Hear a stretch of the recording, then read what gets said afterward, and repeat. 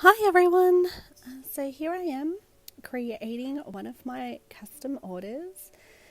For those of you who guessed Sally Slater from the Haunted Mansion at Disneyland, you are correct. I've been very excited to work on this doll. So what I'm doing here is after I've sprayed Mr. Super Clear, the sealer, which creates a texture on the doll's surface, I can then start adding colour to the face. So the first thing that I try to do is I do the shading. I use Schmincke soft pastels and a number of different shaped brushes just to add the shading around the doll's eyes and the forehead, the nose and the mouth. I find that this creates a lot of depth and it also brings the doll to life, so she's not as flat when you look at her face. The shading gives it more of a realistic face, and I use different kinds of brushes depending on the areas.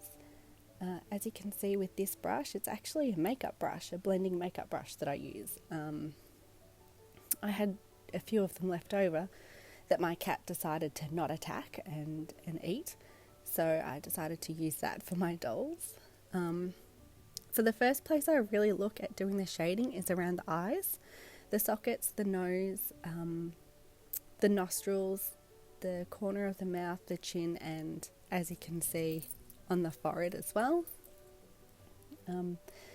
They're the most important places to define for me. And these are all techniques that work for me. So they might not necessarily work for everyone, but with my style, this is what works for me.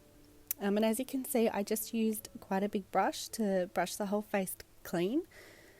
And the reason for this is because if you blow on the doll, if you start getting into the habit of blowing on the doll and you've chosen to use the watercolour pencils as your medium, what you can do sometimes is accidentally spit on the doll when you're blowing. So you want to avoid doing that because that actually activates the watercolour in the pencils, and it can actually smudge some of your work. So the best thing to do is just use a brush just to remove the excess of any chips of the watercolour pencils or any of the dust residue left from the pastels. So here I am.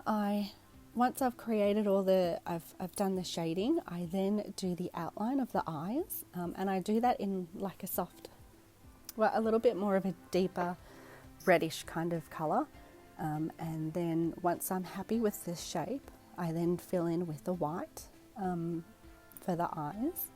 And sometimes I go into detail and I do a little bit more of the eyeliner, and like I am here, I'm doing the eyeliner. I don't always, depending on how I feel about the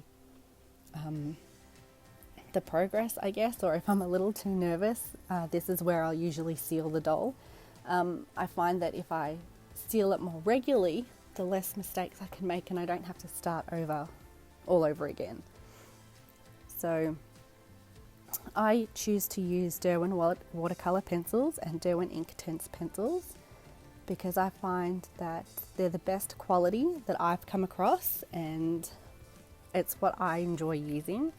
I've always loved Derwent watercolours, and so when I started using the watercolour pencils, I just found their pigments were so rich and so beautiful. So working on the doll, it's actually a joy for me to see the colours and how they transform. I have tried a couple of other brands of pencils, but I find sometimes the colours change after you've sealed it. So I prefer to stick with Derwents. I know their colours last and the colours don't change once you've sealed it, so that's my choice. As you can see, I've wrapped the doll quite well in plastic film or cling wrap or glad wrap or whatever you'd like to call it. I do this to keep the doll as clean as possible, so when you use the sealer it creates a textured surface, and when you do that there's possibility for marks to end up on the other parts of the body. I also wrap the hair in the cling wrap as well to protect it from the sealer, and I put the pins in the head just to keep the cling wrap in place, I find that when I use the sealer, the cling wrap tends to lose its stickiness. So it ends up moving around a lot. So the needles or the pins just keep it in place.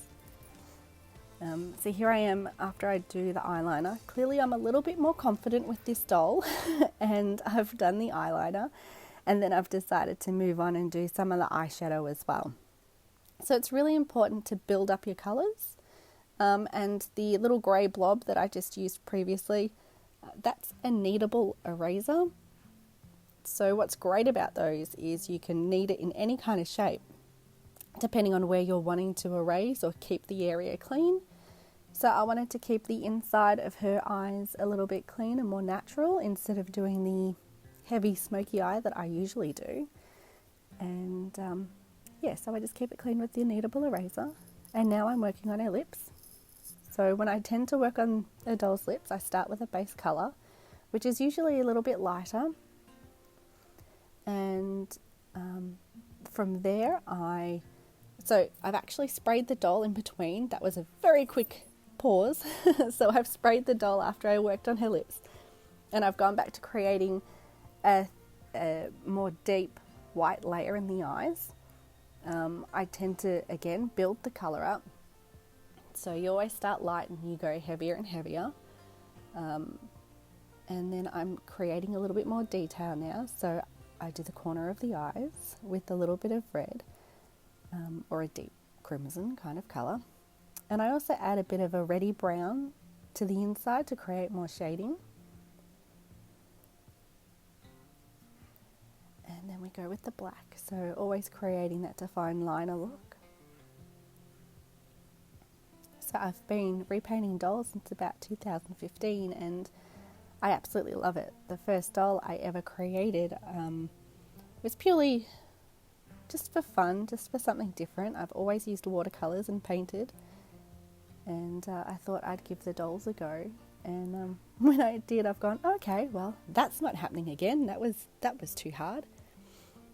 But someone was really interested in my doll, so she purchased her, and I decided, well, let's try another one, which I did, and it's gone crazy ever since then.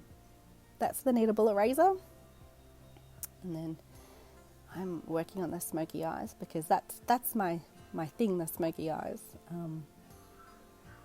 I just find it makes the dolls look really dramatic. So here I am working on the irises, just putting in place.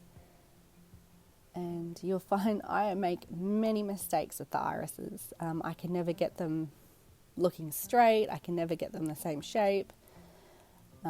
There are some, and thankfully you can use water just to remove it if it's a lighter colour. So that's what I did there, coloured over it with white again, and try with the blue once more. But I tend to make many mistakes when it comes to the eyes. Different sizes, different shapes. So I guess for the newbies out there, it's always important just to remember to continue trying and practicing. So no matter how many dolls you've repainted, we still make mistakes. We're only human. So here I am defining the lips a little bit more. Like I was saying before, I always start with a lighter colour and then I build up. I build up the corner of the mouth. I do the little heart shape. And I even add in highlights. And don't forget the nostrils.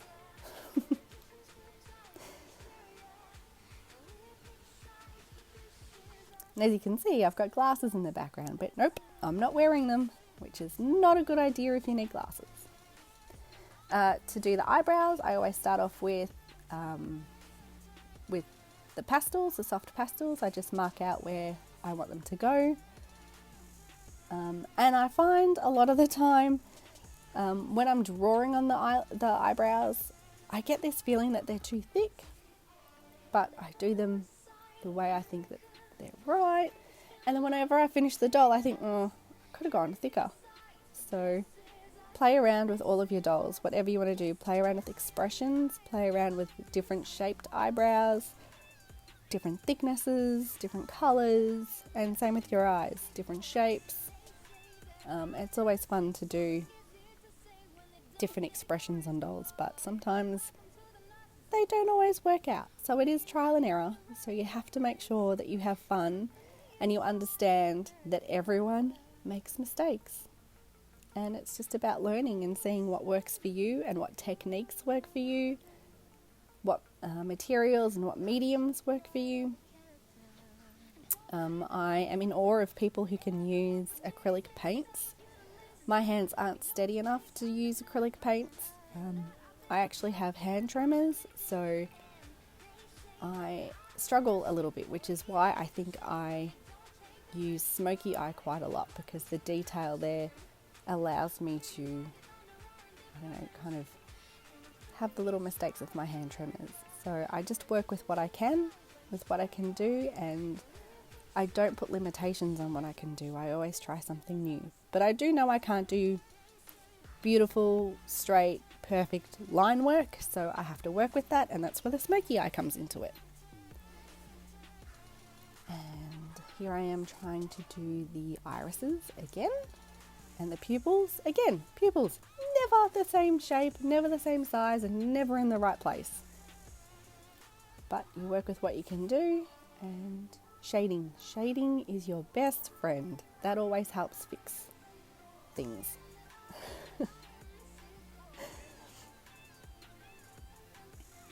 So I like to create depth in the irises. So I always start with a light colour, and then the top is always a darker shade, and then I always round out to quite a light colour around the bottom of the irises, and then this creates a little bit of depth, which brings the doll to life a little bit more. Although at this stage, the dolls always look very surprised.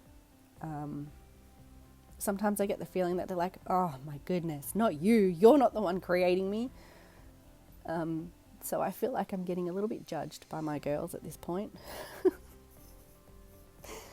And I doubt myself a lot. I doubt my skills. So that's normal. When you get to a point, you're looking at the doll and you go, ugh, this isn't working out like I thought.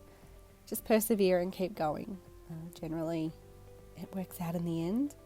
And if it doesn't, just you're going to wipe their face off and then start all over again.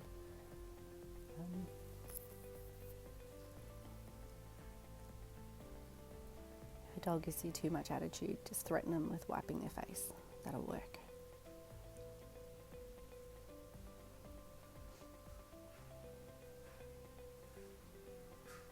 So here I am just creating a little bit more depth under the eyes, just to make her look a little more human. I find it also makes, depending on the colour of the eyes, it also makes the eyes stand out a little bit more, which is fun.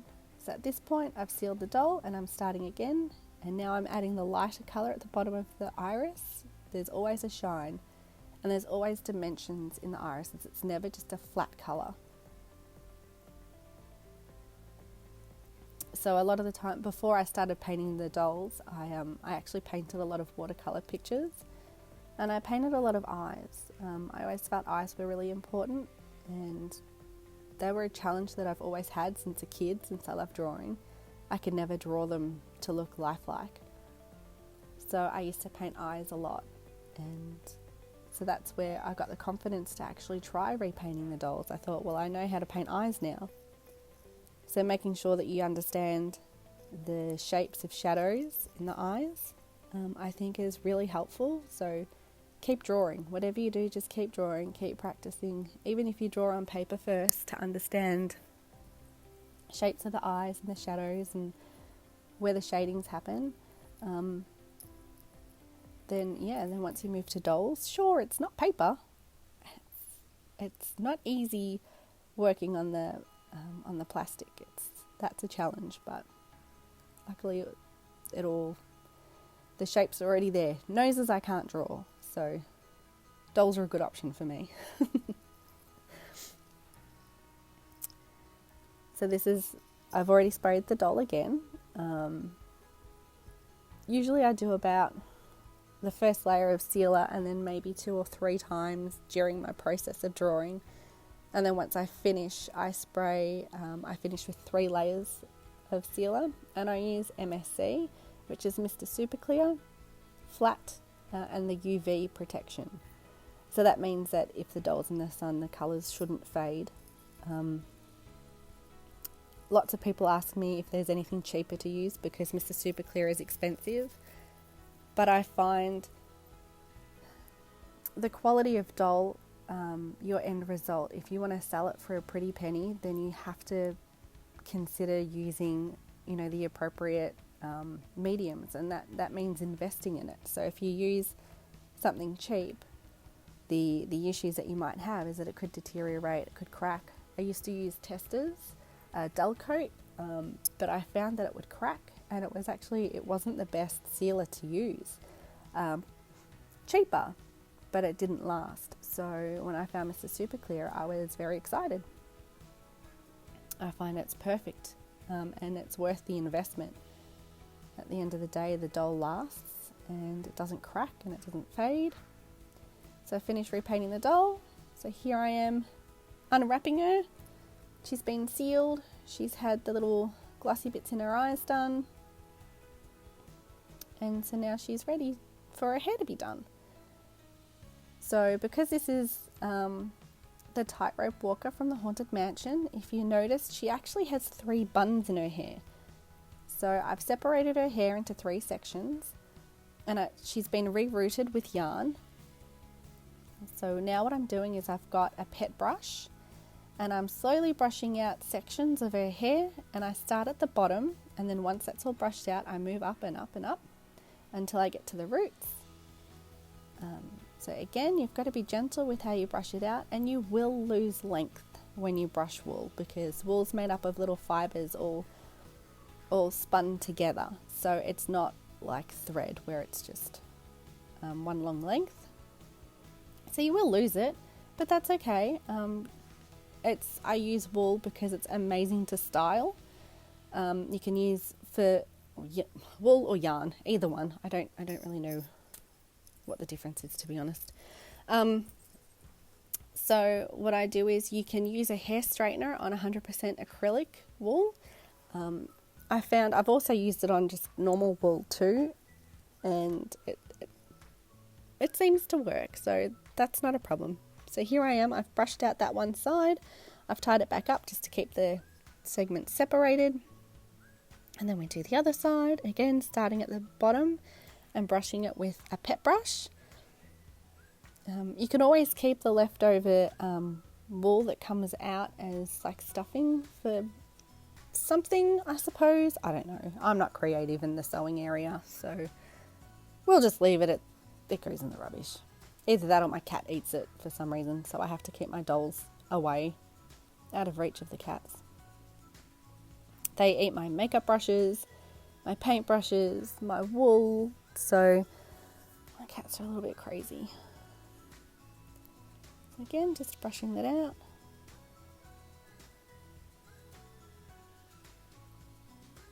And I actually didn't straighten her hair for this one, just because I liked the volume to work with the buns. If you straighten it, it ends up being all pretty and shiny and soft. But because I wanted a little bit of volume for her hair, I left it unstraightened. So it has a little bit of a kink to it. And then this is the last section. Still separating each bit and brushing it out at the bottom and then moving up.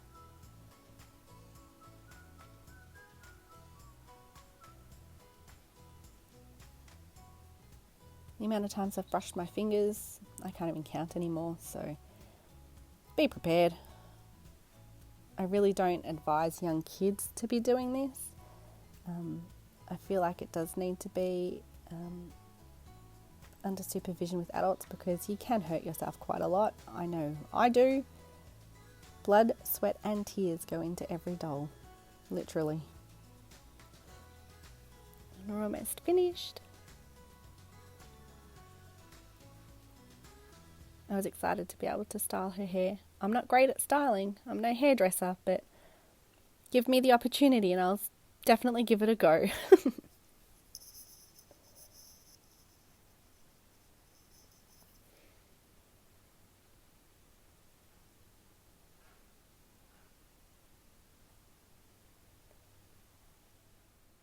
And that's it. Thank you very much.